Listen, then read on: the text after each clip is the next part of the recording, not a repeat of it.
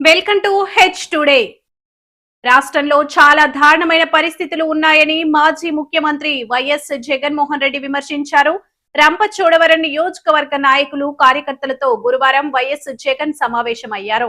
ఈ సందర్భంగా వైఎస్ జగన్ మాట్లాడుతూ ఇప్పటికే 2 ఏళ్లు అయిపోయిందని, చంద్రబాబు విధ్వంసకర పాలనపై ప్రతి ఇంట్లోనూ చర్చ జరుగుతుందని తెలిపారు. రంపచోడవరం నియోజకవర్గం నుంచి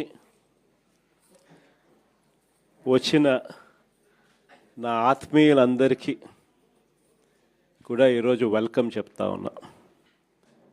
ఈరోజు రాష్ట్రంలో ఉన్న ప్రత్యేక పరిస్థితులు ఎలా ఉన్నాయో అన్నది నాకన్నా కూడా మీలో ఎవరికి మైక్ ఇచ్చినా కూడా నాకన్నా చక్కగా చెప్పగలుగుతారు. చూస్తా కళ్ళు మూసుకొని కళ్ళు తెరిచేసరికి 2 ఏళ్ళు అయిపోయింది. ఈ 2 ఏళ్లలో జరిగిన పాలన ఒకసారి ప్రతి ఇంట్లో కూడా చర్చనీయాంశంగానే మారింది. ఇంతకుముందు జగన్ను చూసాము, 5 సంవత్సరాల వైఎస్ఆర్సీపీ పాలనను చూసాము. ఇప్పుడు మళ్ళీ చంద్రబాబు నాయుడు గారి పాలన కూడా ఈ 2 సంవత్సరాలుగా చూస్తూనే ఉన్నాము. తేడా ఏమిటి అన్నది ఈరోజు ప్రతి ఇంట్లో కూడా నిజంగానే చర్చనీయాంశంగానే జరిగింది. ఈరోజు కూడా నేను చెప్తా ఉన్నా, మన 5 సంవత్సరాల పాలనలో గర్వంగా కూడా నేను చెప్పగలుగుతా, ఎప్పుడూ కూడా చూడని విధంగా, ఎప్పుడూ జరగని విధంగా పాలన అనేది వైఎస్ఆర్సీపీ ప్రభుత్వ హయాంలో మనం అందించగలిగినాము అని గర్వంగా కూడా చెప్పగలుగుతాం. మేనిఫెస్టో అని చెప్తూ దీంట్లో ప్రజలకు ఇది చేస్తాము, అది చేస్తాము, ఇది చేస్తాము అని చెప్పి ఎన్నికలప్పుడు మాట చెప్పిన తర్వాత మనము రానంత వరకు ఎన్నికల మేనిఫెస్టో ఎప్పుడు ఎన్నికలు అయిపోయిన తర్వాత చెత్తబుట్టలో పడేసేవాళ్ళు.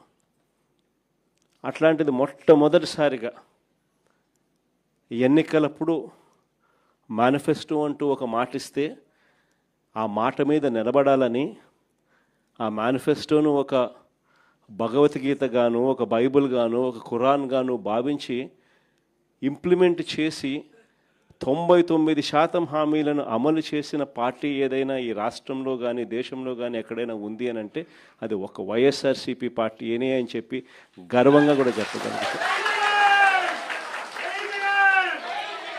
మేనిఫెస్టో అన్నది ఆ మాదిరిగా క్రమం తప్పకుండా బడ్జెట్ సమావేశాలు పెట్టేటప్పుడే ఏ పథకం ఏ నెలలో ఇస్తాము అని చెప్పి కూడా క్రమం తప్పకుండా మళ్ళీ అది అమలు చేసిన పార్టీ కూడా ఎక్కడైనా దేశంలో ఉంది అని అంటే అది కూడా ఒక వైఎస్ఆర్సీపీ ప్రభుత్వం మాత్రమే. అంతగా ఏకంగా ఎప్పుడు కని విని ఎరగని విధంగా పరిపాలనలో మార్పులు కూడా తీసుకొచ్చు. మనం రాకమునుపు స్కూళ్ళు ఎలా ఉండేటివి, మనం వచ్చిన తర్వాత స్కూళ్ళు ఎలా మారాయి అన్నదానికి మీలో ఎవరికి మైక్ ఇచ్చినా కూడా నాకన్నా చక్కగా చెప్పగలుగుతారు. మనం రాకమునుపు హాస్పిటల్లో ఆరోగ్యశ్రీ పరిస్థితి ఎలా ఉండేది, మనం వచ్చిన తర్వాత హాస్పిటల్లో ఆరోగ్యశ్రీ పరిస్థితి ఎలా మెరుగైంది అన్నది నాకన్నా బాగా మీలో ఎవరికి మైక్ ఇచ్చినా కూడా నాకన్నా బాగా చెప్పగలుగుతారు.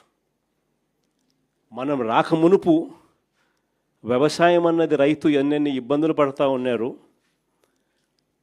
మనం వచ్చిన తర్వాత రైతు ఏ విధంగా బాగుపడ్డాడు అన్నది నాకన్నా బాగా మీలో ఎవరికి మైక్ ఇచ్చినా కూడా చక్కగా చెప్పగలుగుతారు. మనం రాకమునుపు గ్రామ స్థాయిలో పరిపాలన అన్నది అందక, ఇంటికే వచ్చే పరిపాలన కథ దేవుడెరుగు, పరిపాలనలో అందక, ఏ పథకము అందక ఎన్నెన్ని అవస్థలు పడాల్సిన పరిస్థితి, ఎవరెవరికి ఎంతెంత డబ్బులు ఇచ్చుకుంటే తప్పనిచ్చి పథకాలు అందని పరిస్థితి అన్నది ప్రతి ఒక్కరికి తెలిసిన పరిస్థితి నుంచి మన వైఎస్ఆర్సీపీ ప్రభుత్వం అధికారంలోకి వచ్చిన తర్వాత పాలన ఎలా మారింది, ప్రతి గ్రామంలోనూ సచివాలయాలు ఎలా వచ్చాయి, ప్రతి 50-60 ఇళ్లకు ఒక వాలంటీర్ వ్యవస్థ ఎలా వచ్చింది, పథకాలన్నీ కూడా పారదర్శకంగా ఎలా ఇంటి వద్దకే వచ్చాయి, పాలన అన్నది మన ఇంటి వద్దకు వచ్చి మన తలుపు తట్టి మనల్ని ఏ రకంగా ఆలింగనం చేసుకుంది అన్నది మీలో ఎవరికి మైకి ఇచ్చినా కూడా పరిపాలనలో వైఎస్ఆర్సీపీ ప్రభుత్వ పరిపాలన గురించి నాకన్నా చక్కగా మీరే చెప్పగలుగుతారు. ఇన్ని గొప్ప గొప్ప మార్పులు తీసుకొని రాగలిగినాం. విద్యారంగం అయితేనేమి, వ్యవసాయ రంగం అయితేనేమి, వైద్య రంగం అయితేనేమి, పాలన ఇంటి వద్దకే తీసుకొచ్చే పరిస్థితులు అయితేనేమి, ఆడవాళ్ళకు భద్రత కల్పించే దిశ యాప్ లాంటిది తీసుకొచ్చి తోడుగా నిలబడ్డం అయితేనేమి, ప్రతి గ్రామంలోనే ఒక మహిళా కానిస్టేబుల్ గ్రామ సచివాలయంలో ఉండడం అయితేనేమి, ఆడవాళ్లకు భద్రత అయితేనేమి, చివరికి మన గిరిజన ప్రాంతాల అభివృద్ధి అయితేనేమి, ఎప్పుడు చూడని విధంగా గిరిజన ప్రాంతాలకు సంబంధించి కూడా అభివృద్ధి కూడా అదే మాదిరిగా జరిగింది. 3,22,538 ఎకరాలు ఆర్ఓఎఫ్ఆర్ డీకేటీ భూములు మన హయాంలో పంపిణీ చేశాం. 20,000 మందికి 80,000 ఎకరాలు ఆర్ఓఎఫ్ఆర్ పట్టాలు, డీకేటీ పట్టాలు కూడా పంపిణీ జరిగింది. రాష్ట్రంలో ఎప్పుడు జరగని విధంగా 17 మెడికల్ కాలేజీలు కన్సీవ్ చేస్తే ఒక్క మన ప్రాంతంలోనే పాడేరులో, పార్వతీపురంలో, ఏజెన్సీ ప్రాంతానికి ముఖద్వారమైన నర్సీపట్నంలో 3 మెడికల్ కాలేజీలు కేవలం మన ట్రైబల్ ప్రాంతాల్లో మన ప్రజలకు మంచి జరగాలని చెప్పి ఆరాటంతో తీసుకురావడం జరిగింది. కురుపంలో ట్రైబల్ ఇంజనీరింగ్ కాలేజ్, సాలూరులో ట్రైబల్ యూనివర్సిటీ, కేవలం మన గిరిజనులు బాగుపడాలి, గిరిజనులు చదువుల్లో మిగతా వారికన్నా కూడా ఇంకా గొప్పగా అడుగులు వేయాలి అన్న ఆరాటం ఎక్కడన్నా కనిపించింది అని అంటే అది ఒక్క వైఎస్ఆర్సీపీ ప్రభుత్వ హయాంలో మాత్రమే కనిపించింది కూడా గర్వంగా చెప్పగలుగుతాం. ఎప్పుడు చూడని విధంగా ఐటీడీఏ పరిధిలో మల్టీ స్పెషాలిటీ హాస్పిటల్స్, సీతంపేట అయితేనేమి, పార్వతీపురం అయితేనేమి, రొంపచోడవరం అయితేనేమి, బుట్టాయిగూడెం అయితేనేమి, దోర్నాల్లో అయితేనేమి 5 మల్టీ స్పెషాలిటీ హాస్పిటళ్ళు ఐటీడీఏ పరిధిలో కూడా శ్రీకారం చుట్టడము, వేగంగా పనులు జరిగించడము జరిగాయి అని అంటే అది ఒక్క వైఎస్ఆర్సీపీ ప్రభుత్వ హయాంలోనే అని గర్వంగా చెప్పగలుగుతాం.